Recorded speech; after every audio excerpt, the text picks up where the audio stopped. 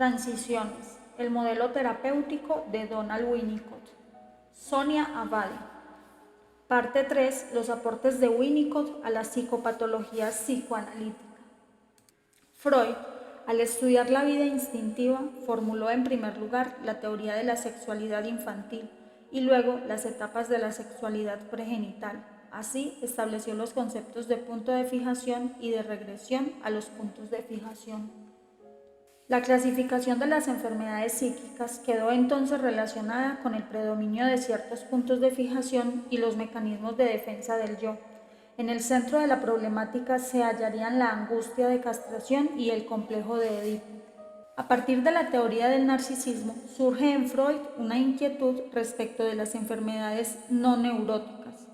Estas implicarían un trastorno del yo, trastorno que dificulta el análisis por la incapacidad del paciente para instaurar una neurosis de transferencia.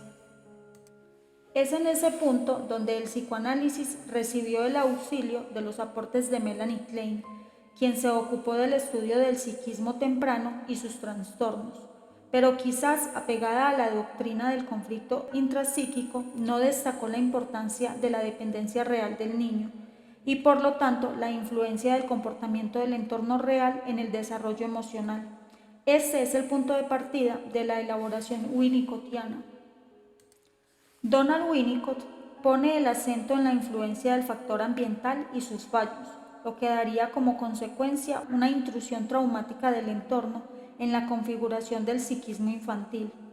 Esto lo lleva a postular ciertas modalidades de funcionamiento psíquico que podría originar tanto rasgos de personalidad como estructuras psicopatológicas y cuya característica fundamental son las deformaciones defensivas del yo.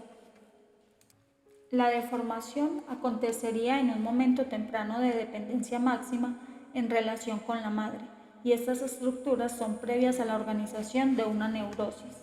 Estas últimas implican ya un aparato psíquico estructurado, capaz de enfermar por la presión de los conflictos intrapsíquicos, capaz de reaccionar mediante defensas y síntomas característicos. ¿Cómo explica Donald Winnicott el trauma? El bebé interactúa con el ambiente desde sus necesidades e impulsos espontáneos. El ambiente materno satisface sus necesidades, a la vez que ofrece el soporte para el yo. No olvidemos que en el comienzo tanto los estímulos como las pulsiones son externos al yo. Sin el apoyo ambiental conservan la capacidad de desorganizarlo. Si este soporte falla, el ambiente y el mundo pulsional hacen intrusión en el bebé, que está entonces obligado a reaccionar. Así, la continuidad existencial se interrumpe. Cuando estas intrusiones traumáticas se acumulan en la etapa de dependencia, la salud mental está en peligro. Ante la dificultad de existir, la alternativa será reaccionar. Reaccionar interrumpe el existir y aniquila el desarrollo del yo. La función del holding, sostenimiento o amparo es reducir al mínimo las intrusiones traumáticas. La imagen será la de un país en guerra cuya prioridad será la de defender sus fronteras. Toda su energía y sus recursos están destinados al Ministerio de Defensa. La salud, la educación, la cultura y el crecimiento en general se verán empobrecidos. Al faltar el sostenimiento se experimentan las angustias inconcebibles, que Donald Winnicott llamó agonías primitivas. Fragmentarse, caer interminablemente, no tener relación con el cuerpo, no tener orientación especial. Estas agonías primitivas serán la matriz de las angustias psicóticas. Recordemos que cuanto más imponente se halla un individuo para modificar la magnitud traumática que le impone la realidad externa, más primitivos serán los mecanismos de defensa que utilizará, y esto aún en la vida adulta. A su vez, los mecanismos de defensa más primitivos son aquellos que imponen al aparato psíquico un costo más elevado en términos de deformación y mutilación. En el caso del fallo ambiental temprano, se organizan defensas primitivas de emergencia. La consecuencia será la inhibición del desarrollo emocional, la pérdida de los procesos de integración y el empobrecimiento de toda la vida psíquica. La funcionalidad propia del yo se pierde, así como la plasticidad, la permeabilidad y la posibilidad de crecimiento y expansión del self. La clasificación de Donald Winnicott no contradice la psicopatología psicoanalítica clásica. sino que la amplía hasta abarcar aquellos cuadros en donde lo predominante es el trauma temprano por fallo ambiental y las defensas organizadas contra este. Cuadros que delimita según el tipo de fallo y el momento madurativo en que se produce. A grandes rasgos son 3 estructuras y cada una de ellas puede presentar diferentes grados de enfermedad. La primera es la disociación esquizoide desde su perspectiva, que la relaciona con la privación emocional en una fase previa a la capacidad del individuo para percibir tal privación. La diferencia sujeto-objeto no se instauró aún y el fallo ambiental es sentido como pérdida de sí mismo. La segunda se relaciona con la idea de que existe un verdadero self y un falso self. El falso self puede corresponder a una estructura normal o configurar un cuadro psicopatológico claramente identificable. La tercera hace derivar la tendencia antisocial y la psicopatía de una privación emocional en una etapa en que ésta puede ser percibida por el individuo como externa. La disociación esquizoide y la constitución de un falso self patológico corresponderán a la fase de dependencia absoluta, en tanto que la organización de una tendencia antisocial remite a la fase posterior de dependencia relativa. Capítulo 1. La disociación esquizoide. A. Etiología. Donald Winnicott afirma que la psicosis se origina en las regresiones, confusiones y deformaciones del psiquismo en las primeras fases de la relación medio-individuo. La personalidad esquizoide, así como la esquizofrenia o el autismo infantil, estarían relacionados con la falta de provisión ambiental en la fase previa a la capacidad del individuo para percibir que el fallo proviene del ambiente. Cuando este ocurre en la etapa de dependencia absoluta, se lo denomina privación. La estructuración de la enfermedad psicótica se produce debido a la organización de defensas primitivas ante las angustias impensables que se desencadenan en el fracaso ambiental. Estas defensas normales, en esta etapa, no precisarían organizarse ni cronificarse si la provisión fuese adecuada. Como consecuencia de las defensas primitivas, se origina un trastorno en la organización de la personalidad y en la instauración del self unitario. La deformación del self así originada produce una escisión que llamamos esquizofrenia. La confusión y falta de integración que aparecen en las etapas tempranas ante el fallo ambiental serán de la misma calidad que las que configuran el cuadro de la esquizofrenia adulta. Al fallar el sostenimiento ambiental, el bebé queda expuesto a los ataques del medio y se ve obligado a reaccionar contra ellos. Se producen vivencias de aniquilamiento del self que intenta recuperarse a través del aislamiento. Este es el origen del mecanismo de disociación esquizoide. Cuando el medio no se adapta adecuadamente, la intrusión ambiental irrumpe en el psiquismo infantil y daña la continuidad existencial y la integridad del self. El replegamiento tiene allí una función protectora. B. El mecanismo de disociación esquizoide. El mecanismo de disociación esquizoide tendría el sentido de configurar una organización hacia la invulnerabilidad, es decir, el intento de no volver a experimentar jamás las agonías primitivas que se experimentaron al fallar la provisión ambiental. El niño autista, dice Donald Winnicott, ha alcanzado casi la invulnerabilidad. El sufrimiento queda a cargo de los padres. La disociación esquizoide es un mecanismo común a diferentes cuadros clínicos, desde la personalidad neurótica con núcleos esquizoides hasta la esquizofrenia. Donald Winnicott desarrolla el concepto de fantaseo como modelo del funcionamiento mental para explicar la disociación esquizoide y lo diferencia de la actividad de la fantasía tanto consciente como inconsciente. El fantaseo corresponde a una función mental diferente de la fantasía, la imaginación o incluso los sueños se adscribe al estado de disociación. En tanto la fantasía es un estado integrado que enriquece la vida psíquica, se conecta con la realidad y a la vez con los objetos y deseos del mundo interno, pensando siempre en un espacio y una secuencia temporal. El fantaseo es un estado disociado que empobrece la vida psíquica, está desconectado de la realidad, implica una fuga estática, una ausencia sin espacio ni tiempo, cercana al campo de la alucinación. La fantasía tiene alto contenido simbólico, anclada en el deseo inconsciente, provee libido y se modifica a lo largo de la vida.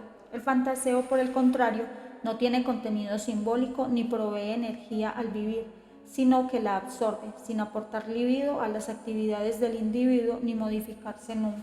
El fantaseo se mantiene estático a lo largo de la vida, no evoluciona con las nuevas experiencias ni la aparición de nuevos deseos acordes a cada etapa. La fantasía se relaciona con el mecanismo de represión. Al reprimirse los deseos originarios, aparece en su lugar la fantasía consciente, como formación sustitutiva. El fantaseo, en cambio, se relaciona con la disociación, no sucumbe a la represión. El fantaseo resulta inaccesible tanto para el analista como para el propio sujeto. Se halla disociado tanto del resto del funcionamiento mental como de las actividades en relación con la realidad. La fantasía en su dinamismo se conecta con el mundo interno y el externo, y en este sentido se hallará cerca de los fenómenos transicionales. El individuo es inconsciente de su refugio en la fantasía, en la cual ocurren cosas, planea, proyecta y elige, otorgando base a la actividad de jugar, el soñar y el vivir. En el fantaseo, la desconexión se produce tanto como en el afuera como en el adentro. No hay un yo que pueda registrar la disociación, por lo tanto, no puede haber conciencia de ese estado que se le impone. No hay actividad ni proyectos reales. Es un estado inerte que inhibe la acción. La realidad psíquica no se integra adecuadamente debido a la escisión del fantaseo. Este tampoco aporta las actividades vitales y culturales. Paradójicamente, este mecanismo psíquico puede estar oculto por una actividad o palabras. Esto es muy frecuente en los trastornos esquizoides encubiertos por una buena adaptación social, en los que la persona mantiene diálogos aparentes sin conectarse emocionalmente, no despliega una gran actividad con la cabeza en otra parte. Respecto al abordaje técnico, Donald Winnicott señala que la fantasía se puede y se debe interpretar porque tiene un significado inconsciente. Al interpretarla, recuperamos el sentido secreto que está siendo representado en ella. Por el contrario, el fantaseo no es interpretable porque no tiene contenido simbólico, solo se lo puedo señalar, con la intención de que el paciente comience a registrar los momentos de ida y vuelta a ese estado. C. El cuadro clínico. La psicosis se origina en un deficiente apoyo del yo por parte de la madre en la etapa de dependencia absoluta. Donald Winnicott desarrollará el estudio de diferentes cuadros clínicos derivados de la privación temprana. En primer lugar, la esquizofrenia infantil o autismo. Aquí se deben tomar en cuenta los trastornos neurológicos hereditarios o congénitos, pero también los fallos en las primeras etapas de maduración debido al fracaso del apoyo yoico por el ambiente. Donald Winnicott considera que en cierto número de casos no hay indicio alguno de enfermedades o defectos neurológicos, sino de reacciones producidas por el fracaso del apoyo del yo. En estos casos, la disociación, la escisión y hasta la desintegración son mecanismos defensivos ante las amenazas de persecución e intrusión del ambiente, como un ejército vencido que tiene que elegir entre encerrarse indefinidamente en una fortaleza o dispersarse para no ser destruido en su totalidad. Las ansiedades paranoides de las primeras etapas generan una defensa de replegamiento o introversión. A su vez, el mundo interno permanece en estado disociado como otro modo de defensa ante el riesgo de persecución. Resulta evidente que todos los procesos que impiden la integración del yo tienen el sentido de protegerlo de la aniquilación, que solo sería posible si el ataque ambiental pudiera afectar en la totalidad del self. El recurso extremo lo brinda de introversión, que en su versión más lograda se denomina autismo. El mundo interno permanece aislado y no recibe estímulos de la realidad externa ni tiene aptitud para comunicarse con el afuera. El cuadro siguiente en la descripción es el de la esquizofrenia latente. Esta puede aparecer en niños aparentemente normales que a veces manifiestan gran precocidad y capacidad intelectual. Sin embargo, estos logros son muy frágiles y las tensiones de otras fases del desarrollo pueden desencadenar la enfermedad. Donald Winnicott habla de una prostitución de la actividad mental en aquellos individuos que han reaccionado frente al fallo ambiental con un derrumbe interno oculto y protegido por un sobredimensionamiento de los procesos de pensamiento. Sin embargo, persiste la amenaza del derrumbe esquizofrénico.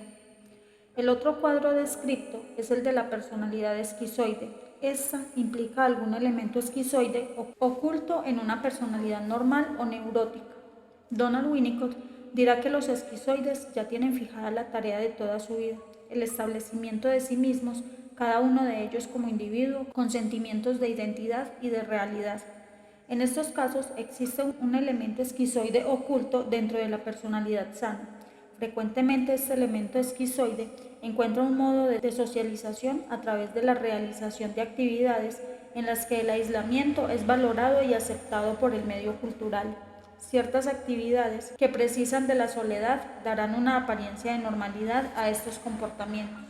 En la esquizofrenia propiamente dicha podemos observar el cuadro clínico estructurado con sus defensas características o las crisis en que éstas se derrumban dando lugar a periodos de gran angustia y confusión. El cuadro psicótico aparece cuando las defensas se derrumban. En este momento observamos el llamado brote psicótico o, según Donald Winnicott, colapso mental. En esos casos se hacen necesarias condiciones especiales de sostén, tratamiento, medicación y a veces internación. Estas condiciones permiten la reorganización de nuevas defensas que generalmente suelen ser más primitivas que las anteriores. Cuando los procesos de integración se interrumpen, entran en funcionamiento los mecanismos de escisión y desintegración, como ya dijimos, al servicio de la defensa. En la esquizofrenia observamos procesos inversos a la integración psíquica. En primer lugar, la escisión que da el nombre a la enfermedad conocida como esquizofrenia y, en un grado más grave, la escisión múltiple que denominamos desintegración de la personalidad. El origen de la psicosis se halla en la relación dual del niño con la madre, antes de la organización del complejo de Edipo. Todos estos procesos se producen en la etapa de relación con objetos parciales, de dependencia con la madre y del camino hacia la integración. Es en esta relación temprana donde se construye el self integrado y donde existen los mayores riesgos de daño psíquico con la amenaza de enfermedad psicótica. La organización de la personalidad está dañada o debilitada, lo que da por resultado una incapacidad para el establecimiento de los vínculos y afectos que surgirán durante el complejo de Edipo. No tiene sentido pensar en términos de conflictos intrapsíquicos cuando es el continente mismo, el self, quien está deformando y no puede contener ni tolerar sus experiencias tan intensas en esta etapa. El complejo de Edipo no se instaura o se instaura en forma inadecuada, ya que las relaciones triangulares no llegaron a establecerse debido al fallo de las etapas anteriores. No nos hallamos aún en el terreno de la represión. D. Algunas reflexiones sobre el tratamiento. El paciente no está enfermo de sus contenidos psíquicos como ocurre en el conflicto neurótico, sino que es el continente mismo, el self, quien está afectado.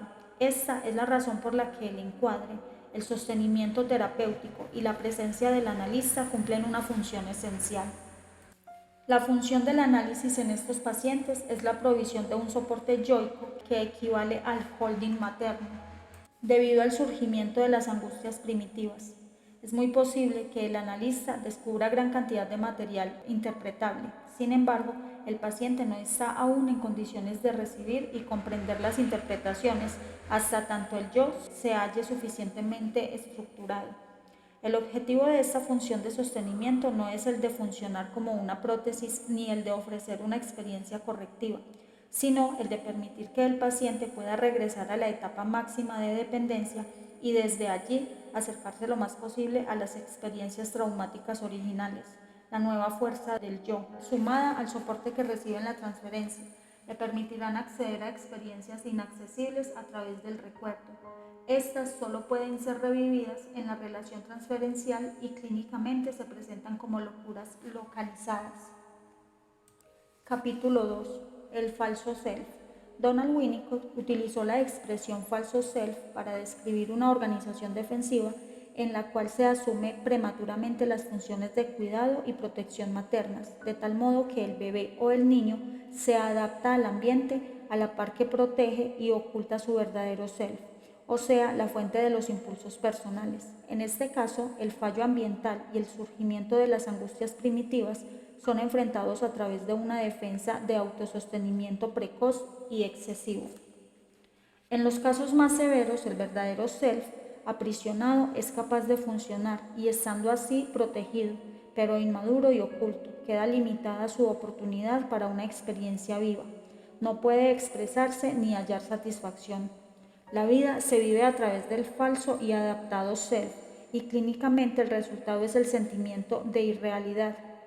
Si el self falso es tratado como real y explotado por el entorno, el individuo experimenta sentimientos de futilidad y desesperación. A. El origen del falso self. La espontaneidad y el impulso original solo pueden provenir del verdadero self, y para que ello ocurra, alguien tiene que hacerse cargo de las funciones de sostén y protección durante la primera infancia. En la etapa de dependencia absoluta, el niño se halla la mayor parte del tiempo en estado no integrado y precisa el sostenimiento emocional permanente y en muchos momentos del sostenimiento concreto.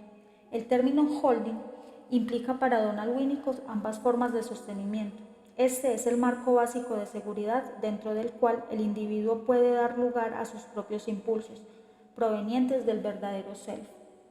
Es la respuesta materna la que permite la expresión del gesto espontáneo, cuya fuente es el verdadero self. A la necesidad del holding se agrega aquí la experiencia de ilusión en las primeras formas de presentación del objeto. En tanto, la madre deberá ubicar a este en el momento y lugar en que el niño los crea. La madre suficientemente buena es aquella capaz de aceptar la omnipotencia del niño y con esto darle un sentido. Al hacerlo repetidamente, las expresiones de omnipotencia de ese yo aún inmaduro adquieren ilusión de verdad y el self verdadero se consolida. Cuando la madre es incapaz de sostener la omnipotencia del niño con su reconocimiento y no va al encuentro de él, en su lugar introduce su propio gesto, que debería ser aceptado por el niño. Este acatamiento es el primer estadio del falso self y se origina en la dificultad de la madre para entrar en resonancia con lo propio de su bebé. Donald Winnicott afirma que solo el éxito repetido de la respuesta materna al gesto espontáneo da vida y sentido al verdadero self. En este caso, el niño empieza a creer en esa realidad externa que se comporta como por arte de magia sin atacar su omnipotencia. A partir de esta primera y breve experiencia de omnipotencia, el niño podrá renunciar gradualmente a ella, preservando la capacidad de gozar de la ilusión de creación y reconociendo a la vez el mundo externo que se halla fuera de su control. Aquí se origina el uso de símbolos que hemos descrito al hablar de fenómenos y objetos transicionales. La interrupción temprana de la experiencia de ilusión conducirá al bloqueo de la formación de símbolos. El niño se ve reducido a la sumisión ante una realidad que no deja lugar a la ilusión y por lo tanto a la creatividad. Sin embargo, la función primordial del falso self es la defensa contra lo impensable, la explotación y aniquilamiento del verdadero self. El sometimiento a las exigencias del ambiente pueden generar un sistema de relaciones que aparentan ser verdaderos, la introyección de estas relaciones, la de la apariencia real al falso self. B. El verdadero self. Detengámonos un momento a examinar la idea del verdadero self. Este, en la fase más temprana, es el lugar de donde proviene el gesto espontáneo y los impulsos personales. Todavía está muy cerca del concepto de ello descrito por Freud. Se origina en el funcionamiento corporal ligado a las pulsiones y funcionando de acuerdo con el proceso primario. No se desarrolla por reacción al contacto con los estímulos del mundo externo, sino que se origina espontáneamente en la propia persona. Surge de la experiencia del yo que participa de la satisfacción del ello y preservando su vitalidad y subjetividad. Cuando el verdadero self cumple un rol activo en la experiencia, esta incrementará la fuerza del yo. En tanto que si es pasivo, la experiencia se inscribe como traumática y enajenante. Solo el ser verdadero puede percibirse como real, pero este no debe estar afectado por la realidad externa ni sometido a ella. El verdadero self primitivo evolucionará hacia la adquisición de un mundo interno original y personal, representante del verdadero self a lo largo de la vida. ¿Cómo se adquiere este mundo interno? Cuando la satisfacción de las necesidades no irrumpe en la continuidad existencial, sino que la presentación del objeto favorece el fenómeno de ilusión, reforzando la noción del niño que de sus impulsos le pertenecen, y es él quien crea el objeto. Así se ve complejizando y estableciendo relaciones con el mundo interior, sin pérdida de su autonomía y estilo propios. Si el funcionamiento del verdadero self no es interrumpido precoz ni repetidamente, el individuo así fortalecido estará en condiciones de tolerar las interrupciones a su continuidad existencial sin deformarse y conservando cierto grado de funcionamiento adaptativo y flexible. También será capaz de soportar la necesidad de funcionar reaccionando a las exigencias externas y de actuar adaptativamente en determinadas circunstancias, sin resultar dañado en su esencia. Esto es importante porque esta tolerancia no es ilimitada. Para cada individuo serán necesarias ciertas relaciones o actividades donde vivir conectado con su espontaneidad y su creatividad propias sin la exigencia de estar integrado. Aquí podemos hacer referencia al cuadro característico del estrés, originado en una relación permanente y agotadora con estímulos externos, con pérdida de la personalidad, de conectarse consigo mismo. La diferencia con el paciente esquizoide es que éste se haya desconectado tanto de su mundo interno como de la realidad.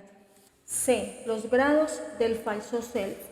Las organizaciones del falso self pueden clasificarse en un gradiente que va desde la estructura de personalidad totalmente artificial y adaptada, con el diagnóstico explícito de personalidad falso self, hasta los aspectos socialmente indispensables y que constituyen una parte complaciente en la relación con los otros y la realidad.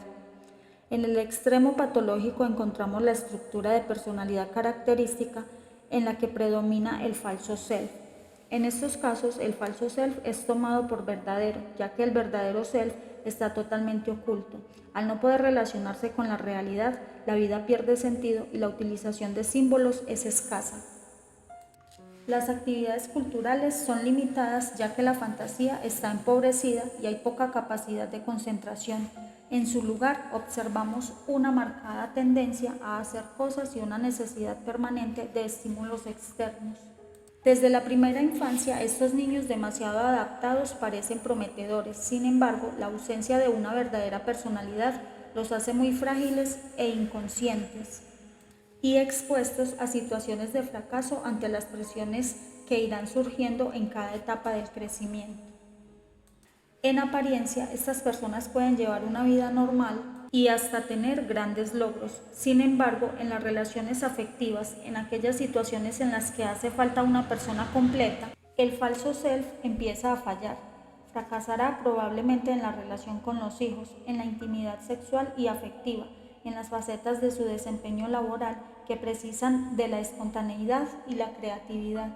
El falso self se hipertrofia desmesuradamente, pero además, con el correr del tiempo, el verdadero self queda cada vez más aislado y detenido en un estado primitivo, ya que no tuvo oportunidad de vivir experiencias. Por eso, entrar en contacto con él resulta difícil y riesgoso, dado su gran fragilidad e inmadurez, ya que se ha quedado a años luz del desarrollo del falso self y la relación con el mundo social y laboral, o con las responsabilidades afectivas de la vida adulta. Es lo más verdadero que el sujeto posee, pero también lo más primitivo y frágil. Otra posibilidad es la existencia secreta del self verdadero, si bien al costo de un funcionamiento neurótico o de la construcción de síntomas que permitan preservar, detrás del sometimiento, las satisfacciones instintivas. En este caso, la significación es inconsciente aún para el individuo, que no es dueño de conocer y disfrutar plenamente su subjetividad. Desde otra perspectiva, el falso self se ocupa de organizar condiciones que permitan al verdadero self conservar la esperanza de expresarse alguna vez. Esto está más cerca de la salud porque es el esfuerzo consciente, pero si el ser falso se confunde con el verdadero, este se ve amenazado de aniquilamiento. La desesperanza puede llevar al suicidio como reafirmación del verdadero. También existe un falso self edificado a partir de identificaciones con personas protectoras, que permite una vida con cierto grado de dependencia de estas identificaciones, pero preservando el self verdadero. Finalmente, en la salud se ha producido una disminución de la omnipotencia, con la posibilidad de aceptar el principio de realidad y reconocer los límites que el entorno social impone, así como también la aptitud para protegerse y no descubrirse innecesariamente. En la vida adulta, el individuo es capaz de no exponer a través de la formación de compromisos entre sus deseos y necesidades y las exigencias del mundo social. Los buenos modales son un ejemplo de esta adaptación. Sin embargo, en la salud existen situaciones vitales en donde resulta inadmisible responder desde el falso self. En esos casos, el verdadero self necesita expresar su verdadero más allá de las consecuencias. En estos individuos, el aspecto creador y espontáneo se conserva más allá de la sumisión relativa, y esto permite la exigencia de una zona intermedia entre el sueño y la realidad, que tiene que ver con la fantasía, con el uso de símbolos y con la vida cultural. D. Un caso particular, el falso self intelectual. Un estilo particular y frecuente que adopta el falso self es la hipertrofia de la actividad intelectual. Existe una disociación entre la mente y la psique soma, que da un cuadro reconocible, racionalización, desconexión de los afectos, frecuentemente acompañado de trastornos psicosomáticos. En la normalidad, los fallos de la madre pueden ser gradualmente tolerados debido a la creciente capacidad del bebé de compensarlos y elaborarlos mediante el desarrollo de los procesos intelectuales. La mente es un aliado de la madre y toma a su cargo parte de la función de ella. Pero si la insuficiencia de la adaptación materna es demasiado precoz y el cuidado es intermitente e imprevisible, la única salida para el bebé es sobrevivir por medio del intelecto. Si el ambiente no funciona normalmente por una inestabilidad del cuidado materno, se produce una reacción en que el niño asume el control y organiza el cuidado psicosomático. En condiciones normales, este cuidado le corresponde al entorno y la mente debiera funcionar solo para comprender el fallo, y si este no es excesivo, hasta podría utilizarlo para ejercitar sus capacidades mentales. En este caso, además del funcionamiento normal de la mente, esta adquiere una función secundaria que requiere de un esfuerzo extraordinario y a veces atormentador. Esta nueva función está al servicio del autosometimiento. Si la dependencia del bebé respecto de la madre no le brindó condiciones de seguridad, éste tenderá a apoyarse en su propio funcionamiento mental. Es así como la dependencia del pensamiento toma el relevo del sostén ambiental, ofreciendo seguridad y confianza. Si el bebé tiene un buen aparato mental, la madre tenderá a explotar la capacidad de éste para representar y comprender. El pensamiento como actividad se convierte en un sustituto del cuidado y la adaptación maternas, hace de madre de sí misma, comprendiendo demasiado. Nos encontramos con el funcionamiento mental, se transforma en una cosa por derecho propio, reemplazando prácticamente a la madre buena y haciéndola innecesaria. En el caso externo, la mente y el pensamiento del bebé le llegan a permitir, ahora que está creciendo, funcionar prescindiendo de los aspectos más importantes del cuidado materno, de que necesitan todos los bebés, la seguridad y la adaptación a sus necesidades. Esta defensa es exitosa en la medida en que sostiene y protege al individuo a través del falso self intelectual y le permite prescindir del cuidado materno y, en general, independizarse de las condiciones ambientales. En las relaciones personales, estos individuos tienen la tendencia a identificarse con el aspecto ambiental, funcionando como soporte para otros, resultando una madre maravillosamente buena para los demás. Suelen tener condiciones terapéuticas casi mágicas debido a su capacidad de adaptarse a las necesidades de los otros. Sin embargo, paradójicamente, viven con la amenaza permanente del propio derrumbe, que a veces puede concretarse en la realidad. En términos clínicos, el cuadro del falso self intelectual tiene la particularidad de que engaña fácilmente. El mundo observa logros en una personalidad exitosa y puede resultarle difícil creer en el real sufrimiento de ese individuo, que se siente más falso cuanto más triunfa. La sensación de impostura es permanente, así como la vivencia de la propia vulnerabilidad. Si uno de estos individuos se destruye de una forma u otra, esto produce una desagradable sorpresa en quienes había concebido grandes esperanzas respecto de él. El tratamiento. Adelantemos algunas consecuencias en relación con el tratamiento psicoanalítico. Dirá Donald Winnicott, solo el ser verdadero puede ser analizado. El psicoanálisis del ser falso, es decir, el análisis dirigido a lo que en realidad se reduce a un medio ambiente interiorizado, solamente puede conducir a la decepción. Al analizar una personalidad falsa, hay que tener en cuenta que el analista se ve limitado a hablar del verdadero del paciente con el falso self del mismo, en como si un adulto llevase a un niño a la consulta y el analista empezase por hablar con él acerca del problema del niño sin establecer contacto directo con éste. El análisis no empieza en tanto el niño quede a solas con el analista. Pero para comunicarse con el self verdadero es necesario que el analista provea las condiciones para que el paciente pueda transferirle el peso del ambiente interiorizado. En este caso se convierte en un niño muy dependiente e inmaduro, pero real. Así es posible analizar al self verdadero. En el punto de transición, cuando el analista comienza a establecer contacto con el verdadero self, suele haber un periodo de extrema dependencia. El falso self se ocupa de encontrar el tratamiento y comprobar si el analista es digno de confianza. Luego podrá pasarle su función a este y reanudar la custodia cuando el analista falla. Esto puede ser necesario durante una interrupción del análisis por una enfermedad o debido a las vacaciones.